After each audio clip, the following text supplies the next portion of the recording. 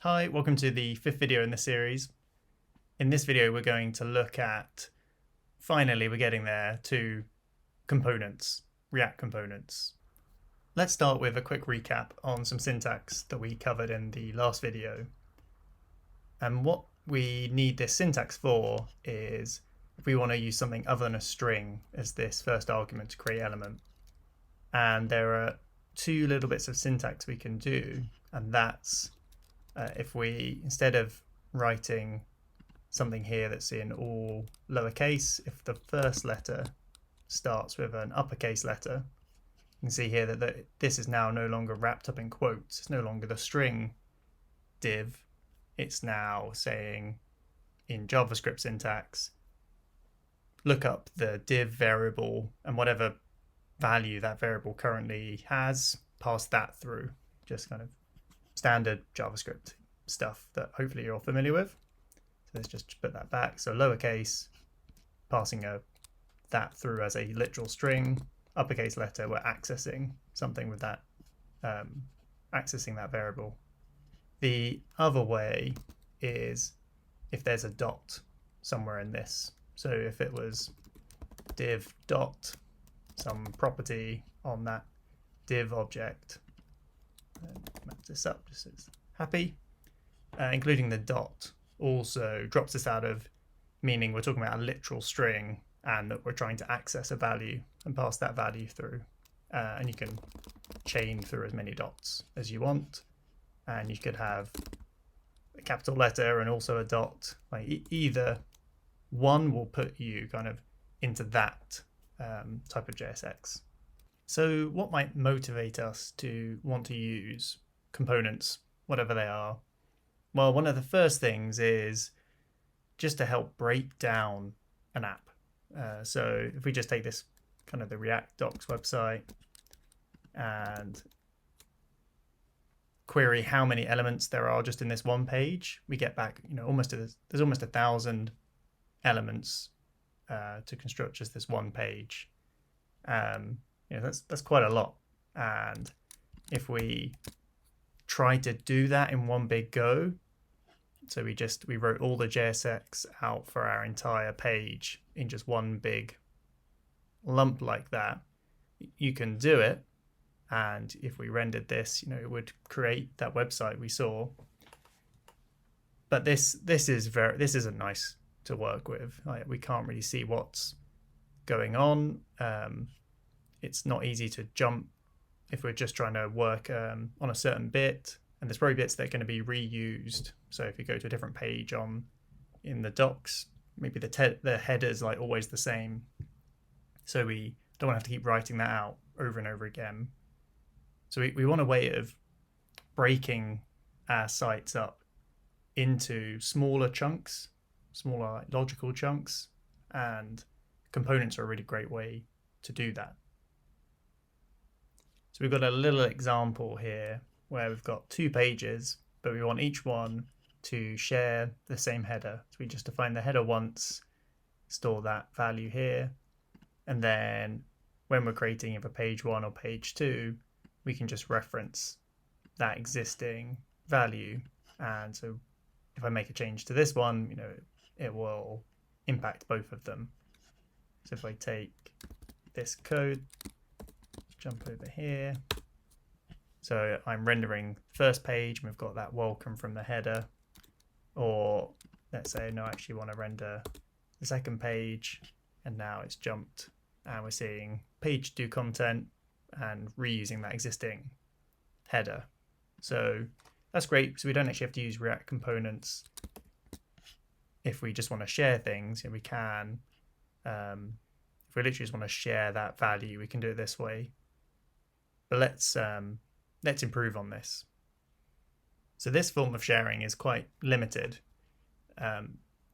We're sharing that header, but let's say we want to share something, but we also want to be able to tweak it slightly. So here we've got header identical, but maybe we want this header, but we do actually want the header to be slightly different on the two pages without having to just take the whole thing and write it out completely separately. So let's say we want it to say welcome and then welcome to the page that we're on. So here we want to say welcome, and then we want it to say the page name. So we need a way of giving that page name to the header. So let's turn this header into a function where we call it. So now header is a function where you give it page name and then it will return back this value. So here header now is a function, so we need to call this function and we'll say we're on page 1, and here we're on page 2. So now if we take this and so when we render page 1, we say welcome page 1, and when you say render page 2, welcome page 2. So this is working. So this now means we've got this header and we can reuse it, but it's a function, which means we can pass some parameters into it so that we can tweak, kind of provide some extra information just before the value is created. Whereas before we were creating the value immediately and reusing that value. Whereas by having a function instead, we've kind of delayed actually creating that value to a slightly later point where we can pass in more information. So this works, though it's, for a start, it doesn't look very nice. It doesn't look like XML, doesn't look like HTML.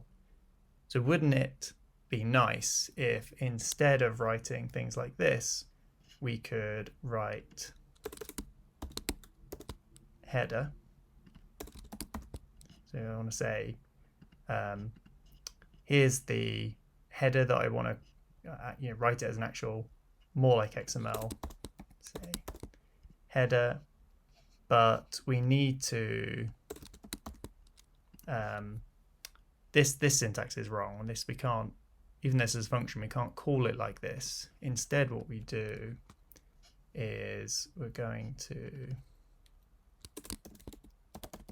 this will all make sense very soon.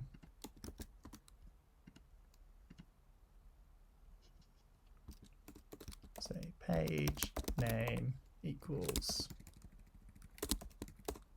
this.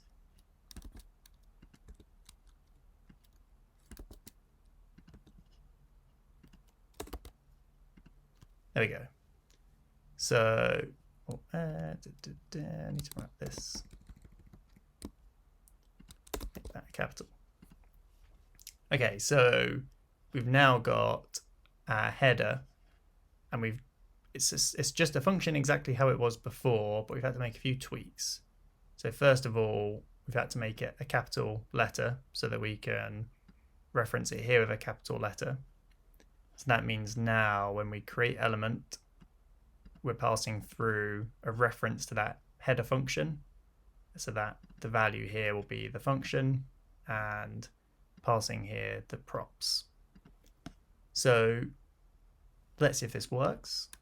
Let's take this, go over here, and it's working. Got page 1 and page 2. So same as before, but now it looks, so before it didn't look very XML-like. It was literally just putting some JavaScript straight in there. Whereas now in this syntax, it looks much more friendly. We've got an element here that looks very similar to as if we were just trying to create a div or a span or any HTML element, except we're now referencing something that we've created ourselves, we've defined ourselves. Though in doing that, we've had to change our function slightly so that it receives props and it's accessing page name from those props, rather than we could just pass through a set kind of, I want to give it just this one value. That value that we give it will be the collection of all the attributes that we pass here, because there could be some other second arg that we want to pass through So because we can put as many attributes on these things as possible as we want, that means that when we're trying to read the arguments passed, we need to read them from this object, which will collect them all up together.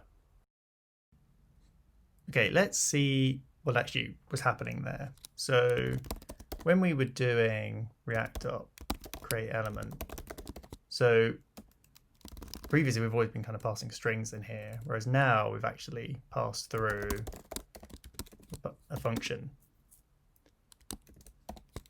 So when we do that, we could think, one legitimate thing we could guess here is that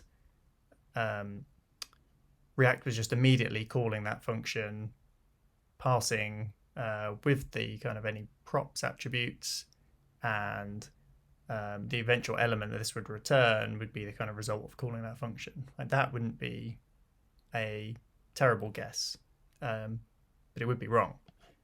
What actually is happening is type it's just storing that function. It's not executing it yet.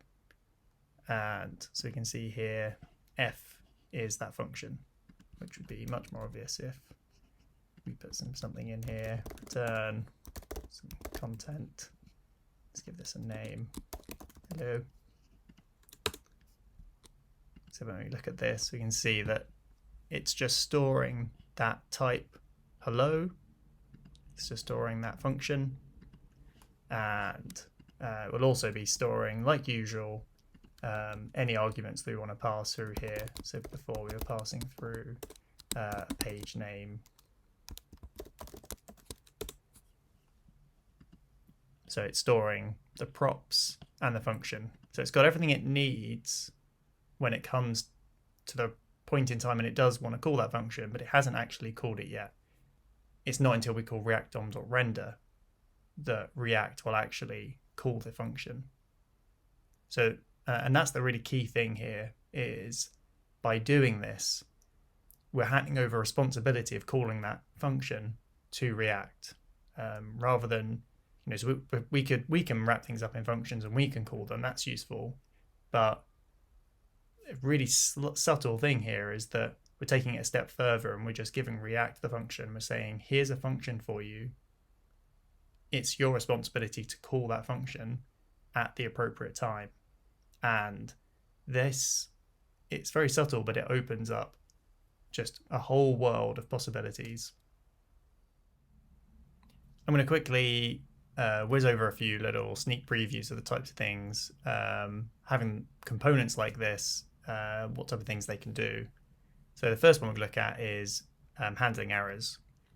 So if we had, say, a component here that occasionally there was a bug in it and occasionally it ended up throwing an exception. Maybe it tried to access like a value on a object that was undefined, tried to call something that wasn't a function. Apps have bugs. So right now, let's say, even like this, if we occasionally when this gets rendered, just the whole app explodes. So sometimes it's fine. It's fine. Other times it explodes and the whole app disappears, which that's not a great experience. But because this is a component and React's calling that component, it means that React can, in its code, when it's calling components, it can wrap that up in a try-catch and catch errors and then expose ways for us to deal with that situation. So I'm not going to dive into the implementation, but you can create components that can access this error and handle it. So we've got this error boundary component.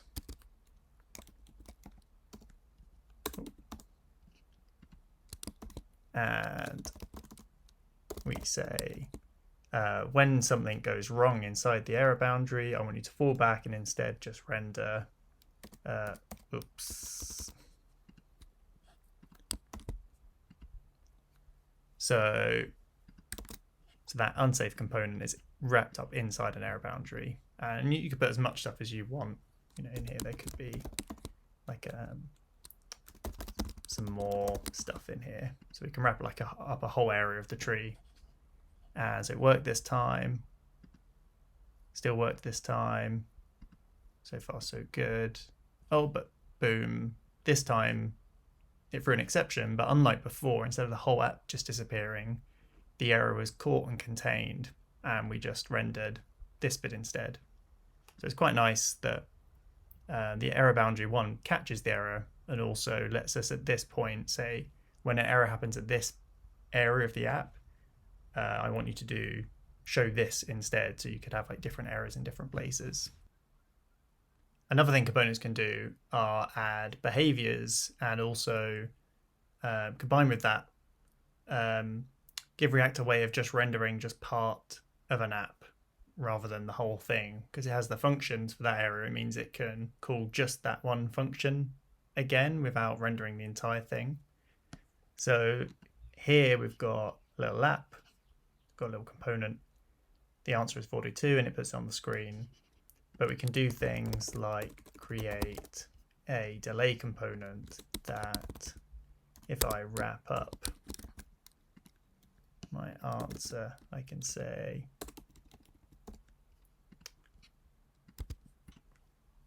so now it's counting down, and when it counts down it goes boom, and now it renders the kind of the children inside.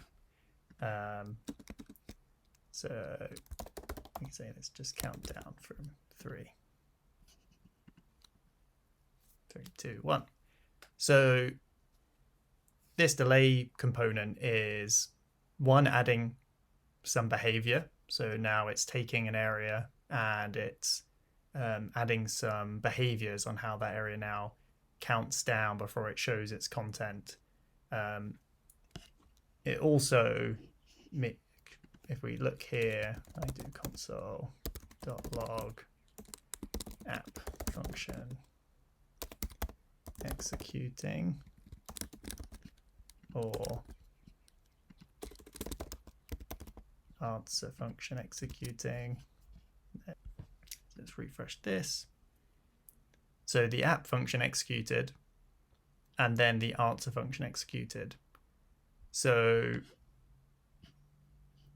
when this counted down, went 3, 2, 1, and then printed the answer, it was able to just call this function and calculate the content that needed to go there. It didn't need to run app again. We didn't have to say, oh, okay, something has changed. Well, as things changed, as it went 3, 2, 1, that was something changing, but React didn't need to run this whole function again. A core aspect about components is that it gives us the ability to, for a component to also understand its life cycle. So say here, I've got a little example component I've just called life cycle. Let's say name is Ash. So this component is able to say, oh, Ash was added to the DOM. Then if it was ever removed out, then here, Ash removed. So it can run code. At the moment it's just logging, but it can run code saying, oh, I've been added. That means I need to start downloading a video or something. So I've been added, I need to start downloading that video. Oh, we're now rendering something else. I've been removed. I can stop downloading that video. Or maybe it's got like a property here, value is 9. So it can log, say, oh, the value is 9. Now let's say the value is 4. So it is going to run a bit of code every time that value changes. So here, if I write something else, so if I change these things, it's not logging those. It's not just logging every time anything changes. We can specifically listen for certain things and go, oh, I just want to log run some code like when this kind of particular prop changes. So components are very powerful. They're a real big step up from just creating little JSX templates. A component gives us a lot of flexibility. Let's now take a to-do app that we've been building and now apply our knowledge about components. So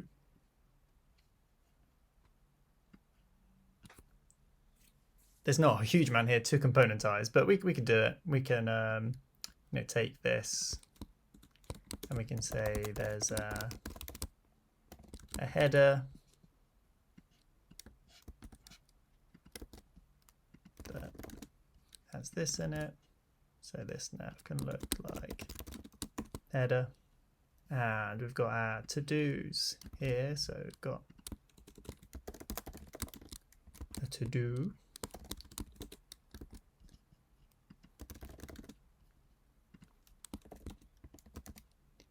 So I'm just expanding. So this would be like you're passed in props, all the property, all the attributes on the thing, and you can do here like props and then access the to-do prop and access that. I can just immediately destructure the props and get the to-do out.